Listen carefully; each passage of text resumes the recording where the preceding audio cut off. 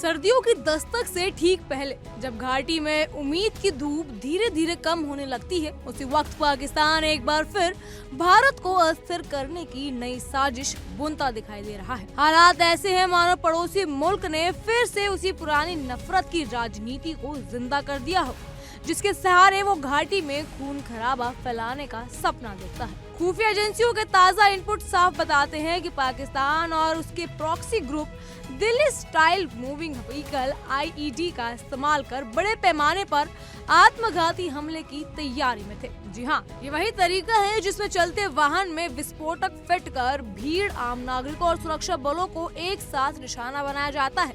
पहलगाम हमले और ऑपरेशन सिंदूर के बाद ये माना जा रहा था कि घाटी में आतंक की कमर टूट चुकी है, लेकिन हकीकत इससे कई ज्यादा खतरनाक है। सुरक्षा एजेंसियों की रिपोर्ट कहती है कि आतंकी गतिविधियां न सिर्फ दोबारा बढ़ी है, बल्कि अब पहले से ज्यादा संगठित रूप ले रही है। घाटी में सक्रिय आतंकियों की संख्या अचानक बढ़कर 131 पहुंच गई है, जिनमें 122 विदेशी यानी पाकिस्तान से आए आतंकी शामिल हैं।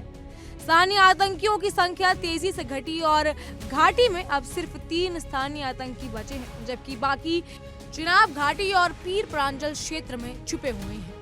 चौंकाने वाली बात यह है कि मार्च 2025 तक सिर्फ 59 पाकिस्तानी आतंकी सक्रिय थे, लेकिन जीरो रिक्रूटमेंट पॉलिसी के बावजूद पाकिस्तान समर्थित TRF और PAFF ने नए लड़ाकों की घुसपैठ बढ़ा दी है। लश्कर-ए-तैयबा और जैश-ए-मोहम्मद के 21 आतंकी पहले से घाटी में मौजूद थे।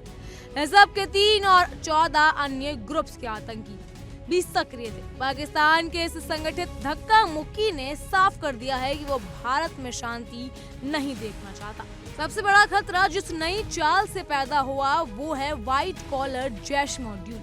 जी हाँ, ये एक ऐसा नेटवर्क है जो जमीन पर नहीं बल्कि सिस्टम के अंदर काम करता है। न चेहरा, न पहचान, न कोई रिकॉर्ड। ये ऐसे लोग हैं जो आम भीड़ में घुल मिलकर ऑफिसों में, कारोबारों में और समाज के अंदर घुसकर आतंकियों की मदद करते हैं।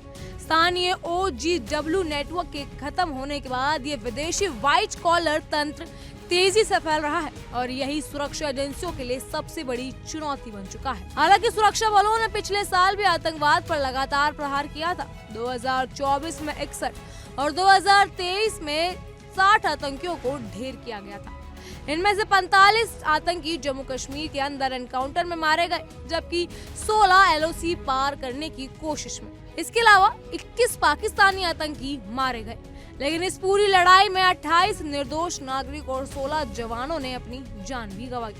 इन बलिदानों के बावजूद विदेशी आतंकियों के घुसपैठ ने स्थिति को और जटिल बना दिया है। पहलगाम हमले के बाद जब सुरक्षा बलों ने 12 टॉप आतंकियों को ढेर किया, तब लगा कि शायद इस नेटवर्क की कमर टूट जाएगी, लेकिन जांच में सामने आया कि जैश का नया माफिया जैसा नेटवर्क आम लोगों के बीच छुपा हुआ है और इसका वास्तविक आकार अभी भी एजेंसियों के लिए पहेली है।